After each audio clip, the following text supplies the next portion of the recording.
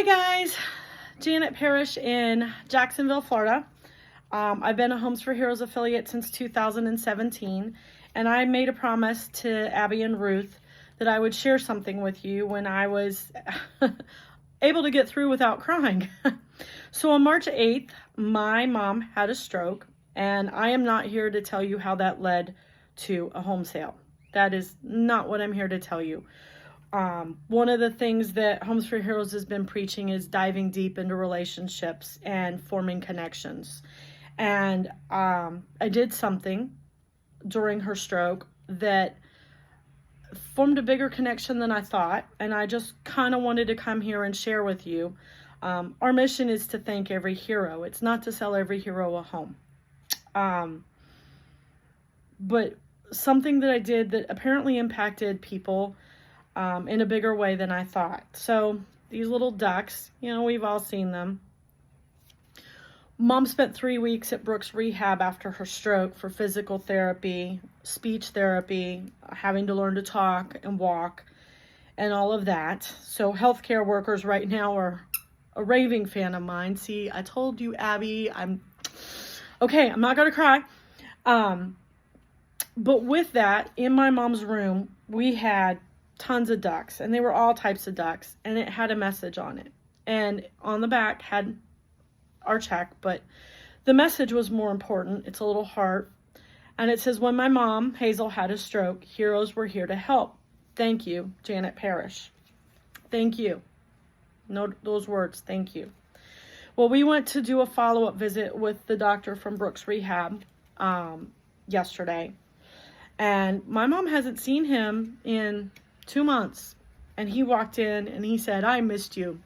You are spicy." And he pulled out his phone and he showed her a picture. He's like, "My duck is on my windowsill of my office." And I know everybody who has a duck in their office had a hand in your treatment, because apparently there are ducks all over the place of Brooks Rehab and offices of physical therapists and speech therapists and doctors. Every single person that mom touched that came into her room, whether they were there to empty her trash or just deliver her meal, she asked them to pick out a duck. During hospital week, I went back and brought lunch, and that doctor happened to be there that day doing rounds, and he was like, "Thank you so much for bringing us lunch." I don't know where that's going to lead, if it will ever lead to a sale, but she had a basket of goodies, things of that. But some of the nurses that are in my sphere that I've sold homes to knew that I had done this, and they told me, they said, "Janet, that thank you goes so far, especially from a patient, because when we have a loved one in the hospital or going through this, so many times we become frustrated with the healthcare staff, and our healthcare workers not only are not appreciated by their employers, but sometimes they're not appreciated by the people they serve." And so I just want to say this: if you're going through a healthcare crisis, it's not just like, "Oh, I'm going to use this as an opportunity to market." It's actually the opportunity to do exactly what Homes for Heroes preaches, to say thank you. There have been home health care workers, physical therapists, occupational therapists, doctors. I have actually cried on a number of occasions because I am the sole caregiver to my mom. And every single one of those healthcare workers that have come in have not only had my mom's concern, but the concern of me giving mom care as the sole caregiver and the burden that that places on me. So make sure when you're out in the world, if you go through a crisis, if you have a loved one in the hospital, something like that, that you approach those healthcare workers with thank you.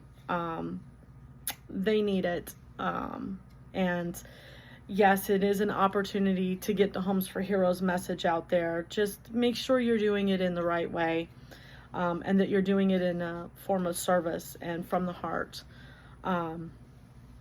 Again, I just was blown away that this doctor still has this little message in his windowsill of his office by his computer. If that doesn't tell you what an impact we can make with the words thank you, I don't know what does. Best of luck in this crazy market. And if you ever need a sounding board, want to know if an idea is crazy, call me. I'm always available. 904-732-7053.